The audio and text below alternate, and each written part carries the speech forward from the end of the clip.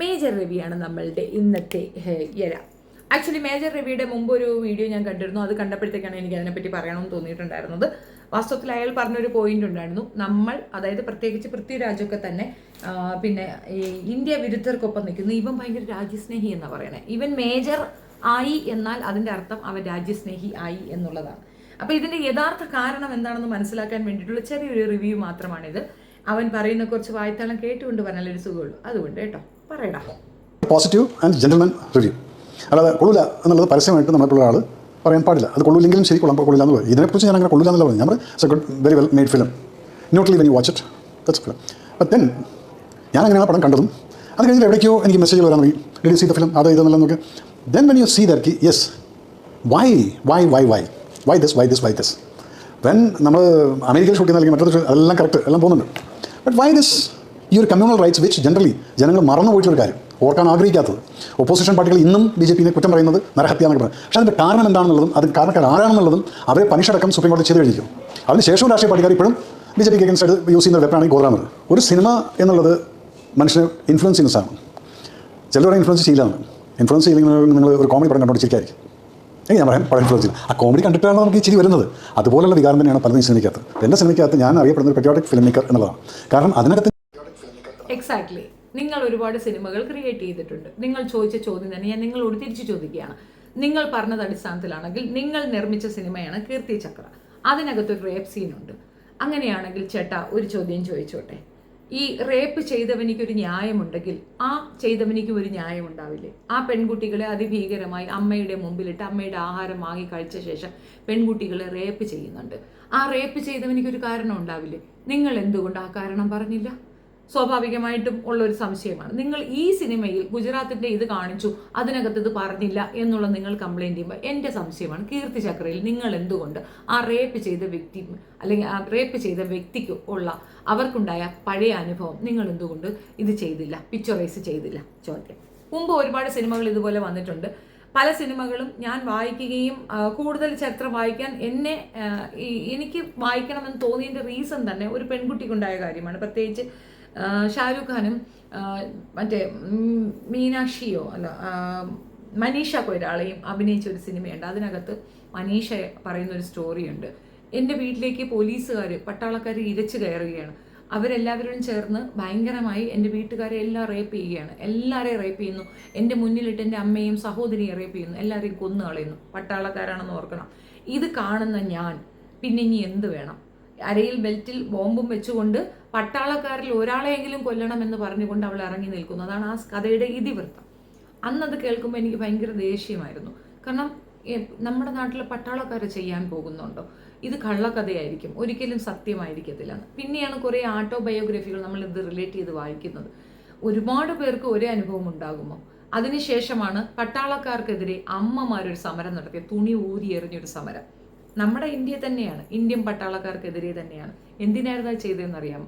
അവരുടെ പെൺമക്കളെ ബലാത്സംഗം ചെയ്തതിന് പ്രതിപ്രവർത്തനമാണ് അവർ പോയി കാണിച്ചത്. ഞങ്ങളെയും കൂടെ ചെയ്തോ എന്ന് പറഞ്ഞിട്ട് വസ്ത്രം ഊരി അങ്ങോട്ട് എറിഞ്ഞു കൊടുത്തു. അപ്പോൾ പട്ടാളക്കാർക്കിടയിലും ഇതുപോലുള്ള അശനിവാദങ്ങൾ ഉണ്ട് എന്ന് വ്യക്തമായി തെളിഞ്ഞൊരു സംഭവമാണ് അതൊക്കെ. അപ്പോൾ കൂടുതൽ വായിക്കുക, കൂടുതൽ മനസ്സിലാക്കുക. അപ്പം നമുക്ക് മനസ്സിലാകും അതിലുള്ള ഏറ്റവും വൃത്തികെട്ടൊരു കീടമാണ് ഇവൻ എന്നുള്ളതിൻ്റെ തെളിവാണിത്. ഇവൻ പറയുന്ന ലോജിക്ക് ഇല്ലാത്തൊരു കാര്യം ആണ് എന്ന് പറയാൻ വേണ്ടിയിട്ടാണ് ഞാൻ കീർത്തി ചക്ര വിഷയം എടുത്തിട്ടത്. കൃത്യല്ലേ? അവൻ ചെയ്ത സിനിമകളിൽ റേപ്പുണ്ട്. റേപ്പിസ്റ്റിന് ഒരു ഇതുണ്ടെന്ന് പറഞ്ഞു കഴിഞ്ഞാൽ അതെങ്ങനെ അംഗീകരിക്കാൻ പറ്റും? എങ്ങനെയാണ് അത് ചെയ്യുന്നത്? കൊലപാതകി, അവന് 53 പേരെ ഇവർ കൊന്നു, എന്നാൽ അവരെയും കൊല്ലുന്നു. ഈ കൊല ചെയ്ത 53 പേരെ കൊല ചെയ്യാൻ മറ്റവർക്കും ഒരു കാരണം ഉണ്ടാവില്ലേ? ആ കാരണം കൂടെ പറയണ്ടേ? അങ്ങനെ പറഞ്ഞ് എൻ്റെ ബേസിക് കാരണത്തിലേക്ക് പോയില്ലേ? ഞാൻ അറിഞ്ഞത് ഒരു പെൺകുട്ടിയെ തട്ടിക്കൊണ്ടു പോകാൻ ശ്രമിച്ചു, അതിൻ്റെ പേരിലുണ്ടായ ക്രാഷാണ് എന്നാണ് എനിക്ക് ഗോത്ര കലാപത്തിനെ പറ്റി മനസ്സിലായിട്ടുള്ളത്. പിന്നെ രണ്ടാമത്തെ ഒരു കാര്യം, അത് പർപ്പസ്ലി അങ്ങനെ ഒരു ക്രിയേറ്റ് ചെയ്ത പ്രോബ്ലമാണ്. സ്വന്തം ജനതയെ തന്നെ കൊന്നതാണ് എന്നും പറയപ്പെടുന്നുണ്ട്. അതിനകത്ത് ഒരുപാട് പൊളിറ്റിക്സ് ഉണ്ട്. ഒന്നും അറിയാത്ത, ഒരു ഇലക്ഷന് പോലും നിൽക്കാത്ത ഒരാളെ മുഖ്യമന്ത്രിയാക്കുക, അയാൾ ഭരണത്തിലിരിക്കുന്ന സമയത്ത് ഇതുപോലൊരു വൃത്തികേട് നടക്കുക, ആ വൃത്തികേടിനെ ചൂട്ടുപിടിച്ച് അയാൾ പ്രധാനമന്ത്രി പദത്തിലേക്ക് വരെ ഉയർന്നു വരിക, അതിനെതിരെ സംസാരിച്ചവരൊക്കെ തന്നെ അപകടങ്ങളിൽ മരണപ്പെടുക, അല്ലാത്തവരൊക്കെ ജയിലിലടയ്ക്കപ്പെടുന്നു. ഭീകരമായ ഒരു ഫാസിസ മെന്റാലിറ്റിയോടുകൂടി ആ സർക്കാർ കഴിഞ്ഞ 15 വർഷത്തോളമായി നമ്മളെ ഭരിക്കുകയും ചെയ്യുന്നു. മിണ്ടാൻ പറ്റുന്നില്ല, തിരിഞ്ഞാൽ പിരിഞ്ഞാൽ ഒക്കെ എല്ലായിടത്തും വർഗീയത മാത്രം പറയുന്നുണ്ടെങ്കിൽ അയാൾ എത്രത്തോളം ക്രൂവൽ മെന്റാലിറ്റി ഉള്ള വ്യക്തിയായിരുന്നു എന്ന് വ്യക്തം. ഇന്ത്യൻ പൗരനായി ജനിക്കുക എന്ന് പറയുന്നത് ഒരു പ്രിവിലേജ് തന്നെയാണ്, അതൊരു പ്രസ്റ്റീജ് തന്നെയാണ്. ആ പ്രസ്റ്റീജ് കാക്കുക എന്നുള്ളത് ഓരോ വ്യക്തികളുടെയും ഉത്തരവാദിത്തമാണ്. ആ ഉത്തരവാദിത്തം പൃഥ്വിരാജ് കൃത്യമായി ചെയ്തിട്ടുണ്ട്. അത് എഴുതിയ മുരളിക്കും സെയിം എഫക്റ്റ് തന്നെയാണ്. അതില്ലാതെ പോയത് സംഗി രാജാവിന് മാത്രമാണ്. എന്തുകൊണ്ട് ഈ പ്രശ്നം എന്നുള്ളതിൻ്റെ ഒരു എക്സ്പ്ലനേഷനാണ് ഞാൻ തരാൻ ആഗ്രഹിക്കുക. എനിക്ക് മനസ്സിലായ കാര്യം, ഇതിനകത്തെ പ്രശ്നം മോഹൻലാലാണ്. പ്രത്യേകിച്ച് ഇസ്ലാം നാമധാരിയായ ഒരാളെ സപ്പോർട്ട് ചെയ്യുകയാണ് മോഹൻലാൽ ചെയ്യുന്നത്. എന്നിട്ട് ബജറംഗിനെ അവൻ കൊല്ലുന്നു. ആരാണ് ബജറംഗ്? ചിത്രത്തിൽ കാണുന്നുണ്ടല്ലേ, ഈ കൂട്ടത്തിൽ നിൽക്കുന്നവരാണ് ബജറംഗ്. ആരാണ് ഈ ബജരംഗി? ഇയാൾ കൊന്നു കളഞ്ഞ കാര്യം ഇവനോട് കൂടി കാണിക്കുന്നുണ്ട്. അതിനുശേഷം അവൻ പറയുന്ന ഒരു സ്റ്റേറ്റ്മെന്റ് ഉണ്ട്, അതിലേക്ക് നമുക്ക് വരാം. അതിനു മുമ്പ് ഈ മോഹൻലാൽ സംഘി ആണ് എന്നുള്ളത് വ്യക്തമായി നമുക്കൊക്കെ ബോധ്യപ്പെട്ടതാണ്. സംഘി എന്നതോ പോട്ടെ, ഒരു വ്യക്തി പോലുമല്ല അവൻ. അതിന്റെ തെളിവാണ് ഇസ്ലാം കമ്മ്യൂണിറ്റിയിൽ നിന്ന് വന്ന ഒരു പെൺകുട്ടിയാണ് ജാസ്മിൻ. ജാസ്മിൻ നേരിട്ട ഈ അവഗണനയുടെ ഒരു ഭാഗം എനിക്കുമുണ്ട്. കാരണം എൻ്റെ ശത്രുത കൊണ്ട് തന്നെയാണ് ഞാൻ അവൾക്കെതിരെ റിവ്യൂകൾ ചെയ്തിട്ടുള്ളത്. പക്ഷേ അതിന് കാരണക്കാരനായത് മോഹൻലാലാണ്. മോഹൻലാൽ എന്ന വ്യക്തിയുടെ ഏറ്റവും നികൃഷ്ടമായ ഒരു മുഖമാണ് നമ്മൾ ജാസ്മിനിൽ കൂടെ കണ്ടത്.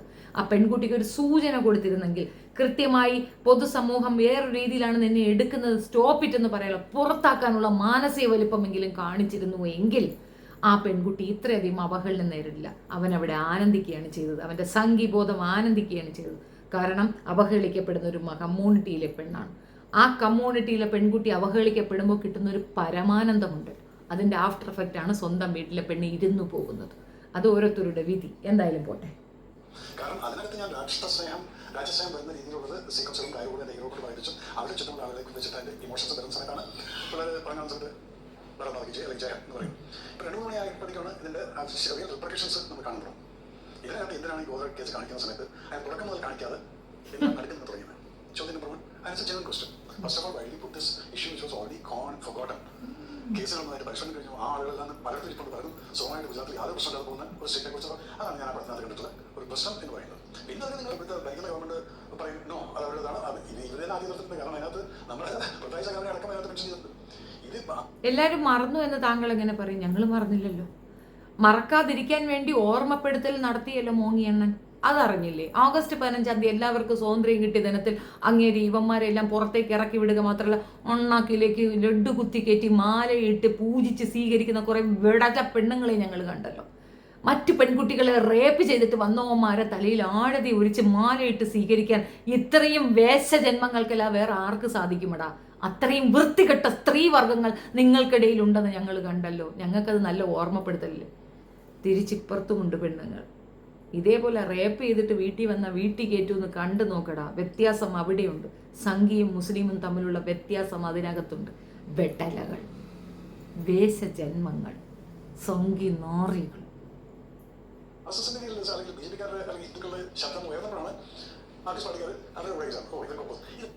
RSSകാർ, BJPക്കാർ, ഹിന്ദുക്കൾ. നീ ഹിന്ദുക്കളുടെ കുത്തകാവകാശം എടുക്കല്ലേടാ. നീ ഹിന്ദുവല്ല, നീ ജന്തുവാ. ഹിന്ദുക്കൾക്ക് ഈ ഭ്രാന്തില്ല. ഹിന്ദുക്കൾ നാട്ടുകാരെല്ലാം നടന്ന് പിന്നെ റേപ്പ് ചെയ്തുകൊണ്ട് നടക്കുകയല്ലേ. ഏത് ഹിന്ദുവാടാ റേപ്പ് ചെയ്യണേ? ജന്തുവാ റേപ്പ് ചെയ്യണേ. അത് നീയാ. സംഘിയും സംഘിക്ക് അനുകൂലിക്കുന്ന എല്ലാ വാഴകളും ജന്തുക്കളാണ്. അവറ്റകൾക്ക് ഉള്ള പേര് കറക്റ്റാണ്, ബലാൽ സംഘികൾ. ഇപ്പുറത്തൊരു ബലാലും കൂടെ അങ്ങ് ഇട്ടാൽ മതി. ബലാല്, അത് മുസ്ലിമിൻ്റെ ഒരു ഇതാണ്. ബലാല് സംഘികൾ. അതാണ് നീയൊക്കെ. വരുന്നതായിട്ടുള്ള പ്രശ്നങ്ങളെ കാണിക്കാൻ സാധിക്കും. പക്ഷെ ഇത് വരുന്ന സമയത്ത് എന്റെ പ്രശ്നം, ഞാൻ ലൈവ് കൊടുത്തു പറഞ്ഞാൽ എന്റെ പ്രശ്നം പറഞ്ഞാൽ സിനിമ ലൈവൊന്നല്ലോ. അതിനകത്ത് എനിക്ക് വരുന്ന മെസ്സേജ് എന്ന് പറഞ്ഞാൽ മോഹൻലാലിനെ ലെഫ്റ്റ് പറഞ്ഞു എടുത്തതാണ്. അതെ, മോഹൻലാലിന് അയലോകത്തെ കുട്ടിക്ക് മറ്റേ ഡിസന്റ് വന്നു കഴിഞ്ഞാൽ അയലോകത്തെ കുട്ടിക്ക് ഡിസന്റ് മോഹൻലാൽ ലെഫ്റ്റ് രക്ഷപ്പെടുക. ഇങ്ങനെ ഞാൻ കേട്ട് മടുത്തിരിക്കും. എന്തൊക്കെയായിട്ട് കാണേണ്ടതാണ് എങ്കിൽ ഈ മൂവിക്ക് മാത്രം നിങ്ങൾ എന്താണ് മൂവിയായിട്ട് കാണുന്നത് എന്ന് ചോദിക്കുന്നത്. ഇതുപോലെ പല സബ്ജക്റ്റുകളും കൂടെ വന്നു. ഞാൻ not taking out the names. That only hypocritical. ഇതിനെ മാത്രം പറഞ്ഞാണ് യു വാണ്ട് ഈ വികാരം, ഇവരുടെ വികാരങ്ങൾ മുഴുവൻ അടിച്ചമർത്തിക്കൊണ്ട് നിങ്ങൾ തന്നെ മൂവിയായിട്ട് കാണും. മറ്റുള്ള വികാരങ്ങളുള്ള സിനിമ വരുമ്പോൾ അതിൽ നിന്ന് മൂവിയായിട്ട് കാണുന്നത്. കേരള സ്റ്റോറി. അതാണ് എന്തെങ്കിലും സംസാരം. ഞാൻ മൂവിയായിട്ട് കണ്ടുകൊടുക്കുന്നത്. ഓക്കെ, ചോദിച്ചു, ശരി തന്നെയാണ്. അപ്പോൾ ഇതെന്താ പറയുക? ഹിപ്പോക്രസിയാണ്. നിങ്ങളെ ഹെൽപ്പ് ചെയ്യുന്ന സമയത്ത് നിങ്ങൾക്ക് നിങ്ങളുടെ ന്യായങ്ങളുണ്ട്. മറ്റുള്ളവരെ നിങ്ങൾ ഹെൽപ്പ് ചെയ്യുന്ന സമയത്ത് അപ്പോഴും നിങ്ങൾക്ക് നിങ്ങളുടെ ന്യായമുണ്ട്. That's not correct. That is not correct. That is correct. അതിൻ്റെ എക്സ്പ്ലനേഷൻ തരാം. അതിന് മുമ്പ് സംഘിയായ മോഹൻലാലിൻ്റെ കേസ് പറയാം. അല്ലടാ, ഇവിടെ മോഹൻലാലിനെ എന്തിനാ നീ കേണലാക്കിയേ? നിങ്ങൾ എന്തിനാ അയാളെ കേണലാക്കി? ഞങ്ങൾ വല്ലതും പറഞ്ഞാൽ ഇല്ലല്ലോ. ന്യൂജൻ കുട്ടികൾക്ക് പിന്നെ 200,000 2K കുട്ടികൾ, ആ കുട്ടികൾക്ക് കൂടുതൽ അട്രാക്ഷൻ തോന്നണം പട്ടാളത്തിലേക്ക് ചേരാൻ വേണ്ടിയിട്ട്. അതിന് വേണ്ടിയിട്ട് ഓന് കേണൽ പദവി കൊടുത്തു. അതെന്താടാ ആ അട്രാക്ഷൻ തോന്നാൻ വേണ്ടി മമ്മൂട്ടിക്ക് ആ പദവി കൊടുക്കണം നിങ്ങൾക്ക് തോന്നാത്തത്? അതെന്താ? മമ്മൂട്ടി കൊള്ളത്തില്ലേ? നല്ല അഭിനയശേഷിയുള്ള മനുഷ്യനല്ലേ? മാത്രമല്ല ഒരുപാട് ഭാഷകളിൽ അഭിനയിച്ച വ്യക്തിത്വമാണ്. അദ്ദേഹത്തിന് കൊടുക്കണ്ടേടാ. എന്തേ അദ്ദേഹത്തിന് കൊടുക്കാതെ സംഘിയായ മോഹൻലാലിന് മാത്രം അത് കൊടുത്തത്? അവിടെയുണ്ട് നീയൊക്കെ. അപ്പൊ ഈ രാജ്യം സംഘികൾക്ക് വേണ്ടിയാണ് എന്നുള്ള ഒരു ഫോം നിങ്ങൾ ഉണ്ടാക്കിയെടുത്തു. ആ ഉണ്ടാക്കിയെടുത്ത ഫോമാണ് നമ്മൾ ഈ കണ്ടിട്ടുള്ളത്. ഇസ്ലാമിയരായിട്ടുള്ള ആരെയും ഇവർ അംഗീകരിക്കുകയോ അക്സെപ്റ്റ് ചെയ്യുകയോ ചെയ്യില്ല, പ്രത്യേകിച്ച് സംഘികൾ. ആ സംഘിസമാണ് മോഹൻലാലിന് കേണൽ പദവി കൊടുത്തിട്ട് മറ്റേയാളെ നീക്കി നിർത്തിയ ഒരു അവസ്ഥ വന്നിട്ടുള്ളത്. അപ്പം അതിനകത്ത് അത് വ്യക്തമല്ല. ഇനി രഹാബാത്ത് നമ്മളുടെ കേരള സ്റ്റോറി ആണോ?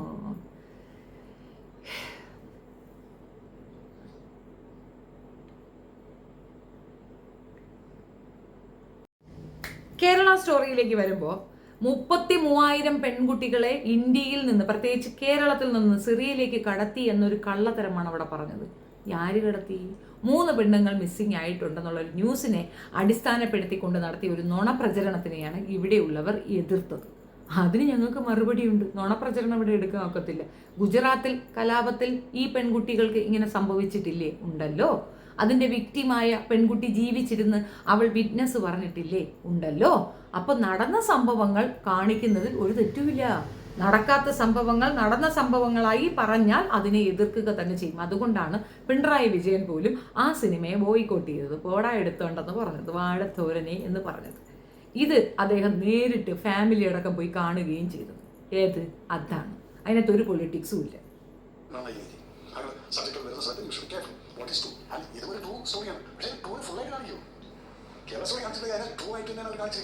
അതിനോട് കട്ട് ചെയ്തൊന്നുമില്ല. അപ്പോൾ അതിനെ നമുക്ക് എതിർക്കാം. ഇവിടെ പറയുന്നത് സിനിമയിൽ കാണുന്നത് എന്നിട്ട് അതിനെ സിനിമയിലാണ് ചെയ്യുന്ന പൊളിറ്റിക്കൽ അജണ്ടയാണ്. അങ്ങനെ സിനിമയിൽ കണ്ടെന്ന് പറയുന്നത് നാളെ പറയുമ്പോഴും പ്രസന്റ് ടോക്ക് ഓഫ് ദിസ് അതിനെക്കുറിച്ച് കൊണ്ടേ. പക്ഷെ പിന്നീട് ഞാൻ ഓർമ്മ വരുന്നത് എന്തുകൊണ്ടാണ് ട്രെയിൻ കറക്റ്റാണ്, എന്തുകൊണ്ട് ട്രെയിൻ കത്തെന്ന് കാണിച്ചില്ല? ആൾ കത്തത് കാണിക്കാത്ത ഇപ്പോൾ സ്ട്രൈറ്റ് അവേ മുസ്ലിങ്ങളെ അറ്റാക്ക് ചെയ്യുന്ന കാണിക്കും. അപ്പോൾ എന്താണ് ഇവിടെ ഹിന്ദുവിനും മുസ്ലിം വികാരത്തിനെ ഇളക്കണം? ഒരു കാര്യമില്ല. ആ കേസ് കഴിഞ്ഞിട്ടുള്ളതാണ്. സുപ്രീം കോടതി വിധി വന്നിട്ടില്ല. പിന്നെ അതിനോട് പോയി ചോദിക്കാൻ ഇങ്ങനൊരു പടം പ്രമാണ പ്രവർത്തനത്ത് അങ്ങനെ ഒരു സബ്ജക്ട് ആ ഒരു പോയിന്റ് അതിനകത്ത് കയറ്റുന്ന ആവശ്യം ഉണ്ടായിരുന്നു. എന്നിട്ട് പിന്നെ കാണിച്ചിരിക്കുന്ന അവർ തന്നിട്ടുണ്ടായിരുന്ന ആൾക്കാർ റാങ്ക് സ്റ്റൈൽ ഹോം സ്റ്റൈൽ ഒക്കെ കാണിക്കുന്ന സമയത്ത് ഡെഫിനറ്റ് ആയിട്ടും ഹേർട്ട്. ആ ഹേർട്ടിനെ ഇവോട്ട് റെസ്പെക്ട്. ആ സേവ് രാസ സേവ് രാസ ആ സെപ്റ്റംബർ 27 ആ ഡേറ്റിൽ നിങ്ങൾ കണ്ടതല്ലേ? അമ്മ രാഷ്ട്രീയങ്ങൾ വന്നിട്ട് ആ ടൗണിൽ വെച്ചിട്ട് ഒരു നിരപരാധിയായിട്ടൊരു കുട്ടീനെ വലിച്ചുകൊണ്ട് പോയിട്ട് റോട്ടിട്ട് വെയിറ്റ് ചെയ്ത് വിളിച്ചു പോകുന്നു. എന്നിട്ട് അവള് ഡാൻസ് ചെയ്തോളാം പാർലത്തോ അത് പാർട്ടിക്കകത്ത്. ഇതൊന്നും തുടങ്ങിയിട്ടില്ല. അപ്പൊ ഇവിടെ ഓരോ വിദേശം പോയി. ഇത് കഴിഞ്ഞ് ആ രാജ്യം തിരിച്ചറിയാൻ തുടങ്ങിയപ്പോൾ ഞാൻ വിളിക്കൂട്ട് സേവ് രാസ. നിങ്ങൾ എന്തിനാ വെറുതെ ഇരിക്കുന്ന ആൾക്കാരെ ചോദിക്കാൻ പോകും? ഈ ടെററിസം വാട്ട് ഈസ് ഇറ്റ്? വെറുതെ മനസ്സമാനത്തിരിക്കുന്ന നമ്മളെ ആൾക്കാരുടെ ഇടയിൽ ഈ ചിന്താഗതിയായിട്ട് വരുന്ന ആളുകൾ വന്നിട്ട് ഉണ്ടാക്കുന്ന പ്രശ്നങ്ങൾ കാണുന്നതിന് ടെററിസം അല്ലെങ്കിൽ ഫാനറ്റിസം എന്ന് പറയും. ഈ ഫാനറ്റിസം എന്ന് വന്നു കഴിഞ്ഞിട്ട് ആയിട്ട് കഴിഞ്ഞാൽ ആ സമയത്ത് തന്നെ 15 ആൾക്കാരുണ്ട് വന്നു ശക്തമായിട്ട് നിരപരാധികളുടെ കുറേ ആൾക്കാർ കൊണ്ടുവരാൻ പോയി. പക്ഷെ അപ്പുറത്ത് അവൻ്റെ രാജ്യം ശക്തമാണെങ്കിൽ അതിന് ഒന്നായിരിക്കും. അതാണ് ഇവിടെ നടന്നില്ല. അതിനിവിടെ നിങ്ങൾ നിലവക്കം പോയിന്റ്. ഈ പോയിന്റ് നീയും കൂടെ മനസ്സിലാക്കി വെച്ചു. ഇട്ടാവട്ട RSSകാർ ഇന്ത്യയിൽ മാത്രമേ ഉള്ളൂ, വേറെ എവിടെയും ഇല്ല. നിങ്ങൾ ഇവിടെ കാണിക്കുന്ന പോക്കർത്തരത്തിന് ഇന്ത്യൻ ജനത വലിയ വില കൊടുക്കേണ്ടി വരും. കാരണം ഇസ്ലാം ഇന്ത്യയിൽ മാത്രമല്ല, ക്രിസ്ത്യൻസ് ഇന്ത്യയിൽ മാത്രമല്ല, ഏറ്റവും കൂടുതൽ ഉയർന്നു നിൽക്കുന്നത് ക്രിസ്ത്യൻസ്, അതിനുശേഷം ഇസ്ലാം. അപ്പോൾ അത്രയും മനുഷ്യർ ചെറിയ തോതിൽ ഇവിടെ ഉണ്ടെന്നും പറഞ്ഞ് അവരെ ചവിട്ടിത്തേക്കാനും അടിച്ചമർത്താനും ശ്രമിച്ചാൽ അവർക്ക് ശക്തിയുള്ളവർ പുറത്തുണ്ട്, അവരിങ്ങോട്ട് പാഞ്ഞു കയറും. ആ ഒരു അവസ്ഥ പരിതാപകരമായിരിക്കും. ആ പരിതാപം ഞങ്ങൾ അനുഭവിക്കാൻ ആഗ്രഹിക്കുന്നില്ല. ഞങ്ങൾക്ക് ഭയങ്കര പ്രസ്റ്റീജാണ് ഇന്ത്യനായി ജനിച്ചതിൽ, ഇന്ത്യനായി മരിക്കുന്നതിലൊക്കെ തന്നെ ഞങ്ങൾക്ക് അഭിമാനം തന്നെയുള്ളൂ. പക്ഷേ ഒരു പരിധിയിൽ കൂടുതൽ ഉപദ്രവിച്ചാൽ ഈ മതവിഭാഗത്തിനെ അഡ്രസ്സ് ചെയ്തുകൊണ്ട് ഈ രീതിയിൽ അവഹേളനം തന്നെ പറയുകയാണെങ്കിൽ അപ്പുറത്തുള്ളവർ ഇടപെടുക. ഞങ്ങൾക്ക് താല്പര്യമില്ല. ഞങ്ങളുടെ പ്രശ്നം ഞങ്ങളുടേതാണ്. ഈ രാജ്യദ്രോഹികളെ ഇവിടുന്ന് നാട് കടത്തുകയാണ് വേണ്ടത്. ഈ സംഘിവാണങ്ങളെ ഈ രാജ്യത്തു നിന്ന് പായിക്കുകയാണ് വേണ്ടത്. യവന്മാരെ പസഫിക് ഓഷനിൽ കൊണ്ടുപോയി മുക്കിയെടുക്കണമെന്നാണ് എനിക്ക് പറയാനുള്ളത്. സംഘി നാറികളെ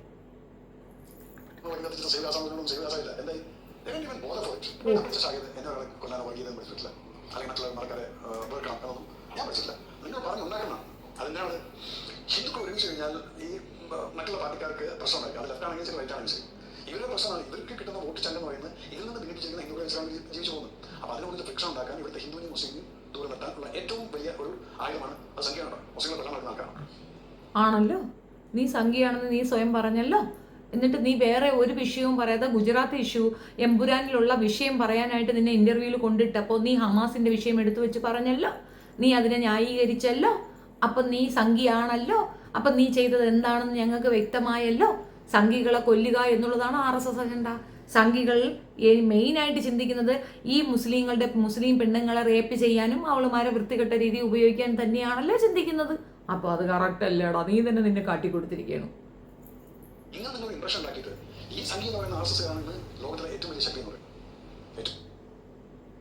ലോകത്തിലെ ഏറ്റവും വലിയ ശക്തി RSSകാർ തള്ളി അങ്ങോട്ട് മരിക്കുക, എവറസ്റ്റ് കൊടുപിടി താഴെ കിടക്കുന്നു.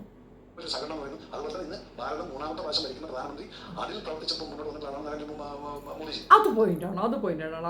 ഒരു തെരഞ്ഞെടുപ്പിൽ പോലും നിൽക്കാതെ ഒരു പ്രത്യേക സാഹചര്യത്തിൽ മുഖ്യമന്ത്രി പദം കിട്ടുകയും ആ മുഖ്യമന്ത്രി പദത്തിൽ ഇരിക്കുമ്പോൾ തന്നെ ഇങ്ങനെയൊരു കലാപം ഉണ്ടാക്കിയെടുക്കുകയും ആ കലാപത്തിൽ ഏറ്റവും കൂടുതൽ നഷ്ടങ്ങൾ വരുത്തപ്പെടുകയും അവരെ എല്ലാം ബോധവൽക്കരിച്ച് ഞാനുണ്ടെങ്കിൽ ഇതുപോലുള്ള കലാപങ്ങൾ നിങ്ങൾക്ക് ഇനിയും തരാം, നിങ്ങൾക്ക് ഇനിയും മുസ്ലിം പെൺകുട്ടികളെ റേപ്പ് ചെയ്യാനുള്ള അവസരം ഞാൻ ഉണ്ടാക്കിത്തരാം, എന്നെ പ്രധാനമന്ത്രിയാക്കൂ എന്ന് കരയുകയും ചെയ്ത മോങ്ങി അണ്ണൻ, സ്വന്തം പെണ്ണുമ്പിളെ പോലും നോക്കാത്ത മോങ്ങി അണ്ണനെ പ്രധാനമന്ത്രിയാക്കാൻ ഈ ഒരു കാര്യം നന്നായിട്ട് ഉപകരിച്ചുള്ളൂ. അത് കറക്റ്റാണ് നീ പറഞ്ഞത്, ഞാൻ സമ്മതിച്ചു.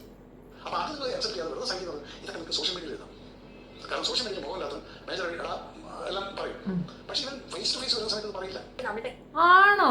അങ്ങനെ ഒരു തെറ്റിദ്ധാരണയുണ്ടോ? എൻ്റെ ഫേസ് ടു ഫേസ് ഒന്ന് വരാമോ? ഞാൻ പറഞ്ഞുതരാം. ആർക്കാ ധൈര്യമില്ലാത്തേ? ഞാൻ പറഞ്ഞുതരാടാ, നീ ഫേസ് ടു ഫേസ് വാ. സംഘികളെല്ലാം നാറികളാണ്, വൃത്തികെട്ടന്മാരാണ്, ബലാത്സംഘികളാണ്, ചെറ്റകളാണ്. എന്റെ ആശയം ഇതാണ്, ഇത് ഞാൻ അടിച്ചത് നടക്കില്ല. അപ്പുറത്തെ വെച്ചിട്ടുണ്ടാവും. അപ്പൊ ഞാനൊരു ഫിലിമിക്കാണ്, എനിക്ക് BJP മാത്രം സപ്പോർട്ട് ചെയ്യുന്ന ഉണ്ടാക്കാൻ പറ്റില്ല. ജയിലിലെ ശിക്ഷ അനുഭവിച്ചുകൊണ്ടിരിക്കുകയാണ്. അദ്ദേഹം ജയിലിലെ ശിക്ഷ അനുഭവിച്ചുകൊണ്ടിരിക്കുകയാണ്. ഇപ്പൊ പരവൽ ഇറങ്ങി കേൾക്കുന്നുണ്ട്. അപ്പം അതിനെക്കുറിച്ച് എനിക്ക് വ്യക്തിയെക്കുറിച്ച് യാതൊരു അദ്ദേഹത്തിന്റെ ഇന്റർവ്യൂ പുറത്തിറങ്ങിയിട്ടുണ്ട്. ഞാൻ സാറിനെ വളരെ കാണിച്ചു.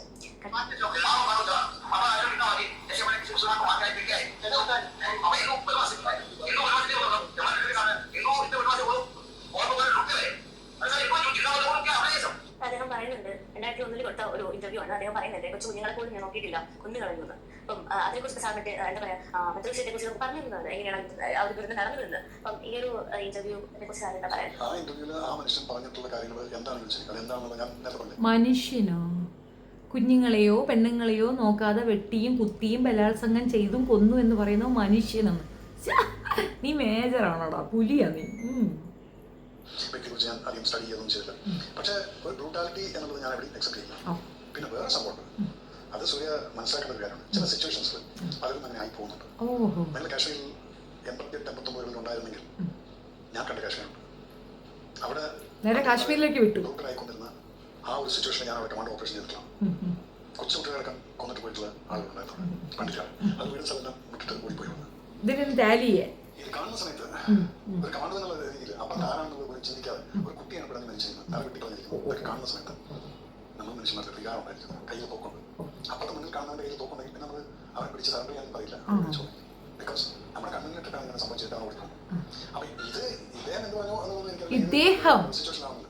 പക്ഷെ എന്ത് തന്നെയാണ് ചെയ്യും, you cannot be so brutal on human beings. ഇദ്ദേഹം അവനല്ല, ഇദ്ദേഹം പച്ചിറങ്ങി ഇദ്ദേഹമാണ് സംഘിക്ക്. എടാ പോയി ചത്തുളിടാ മാറി ഒരൽപ്പ ഉളുപ്പ്. ഈ പറയുന്ന ഇപ്പുറത്ത് നിൽക്കുന്നവർക്ക് ഈ മനസാക്ഷിയൊന്നും വരത്തില്ലേ? അവർക്കും ഈ അവസരം ഉപയോഗിച്ചൂടെ? സ്വന്തം ചോരയെ വെട്ടുകയും കുത്തുകയും കൊല്ലുകയും ഒക്കെ ചെയ്ത് ഇപ്പൊ ബൽക്കീസ് ബാനുവിന്റെ കുഞ്ഞ് അവളുടെ അമ്മയെയും അവളുടെ കുടുംബക്കാരെയും കൊന്നവന്മാർക്കെതിരെ പ്രതികാരം നടത്തണമെന്ന് പറഞ്ഞു കഴിഞ്ഞാൽ മറ്റൊരു പൃഥ്വിരാജിന്റെ മോളിലായിട്ട് ആ കൊട്ടി വരത്തില്ലയോ? അതിന് അങ്ങനെ തോന്നാൻ ന്യായമില്ലേ? നിന്റെ ഒരു അഭിപ്രായത്തിലാണെങ്കിൽ അതിന് ന്യായം ഉണ്ടാവുമല്ലോ. ഓത്ത ന്യായം, ആ ഓത്ത ന്യായം ആ കുട്ടിക്കും ഉണ്ടാവണ്ടേ? എന്ത് വിവരക്കേടാണ്ടായിരുന്നു അങ്ങ് തള്ളി മറിച്ചിനെ, എന്തോ അങ്ങ് തള്ളി മറിക്കാന്നുള്ള ഒരു നിലപാടായിപ്പോയി. ഈ വിഷയത്തിനെ പറ്റി ഞാൻ വീണ്ടും ഒരു വീഡിയോ ചെയ്യുന്നതിനകത്ത് കൂടുതൽ വിഷയങ്ങൾ പറയാം. തൽക്കാലം ഇത്രയേ ഉള്ളൂ. ഈ ബജരംഗി ആയിരുന്നാലും ഇവനായിരുന്നാലും ഒരേ ലെവലാണ്. ഇവനൊക്കെ ആയിരുന്നു നമ്മളുടെ സേനയിൽ ഉണ്ടായിരുന്നു എന്നുള്ളതൊരു ഷോക്കിംഗ് എക്സ്പീരിയൻസ് ആണ്. മാത്രവുമല്ല ഇവനെ മാതൃകാപരമായി ശിക്ഷിക്കുകയാണ് വേണ്ടത്. മാതൃകാപരമായി ശിക്ഷിക്കണം. കാരണം ഇവൻ ഇപ്പോഴും ഇരുന്നുകൊണ്ട് വായ്ത്താളം അടിക്കുകയും ക്രിമിനൽസിനെ സപ്പോർട്ട് ചെയ്യുകയും അവർക്ക് വേണ്ടി വായ്ത്താളം അടിക്കുകയും ചെയ്യുന്ന ഈ വൃത്തികെട്ടവനെ മാതൃകാപരമായി ശിക്ഷിക്കണമെന്നാണ് എനിക്ക് പറയാനുള്ളത്. Thank you.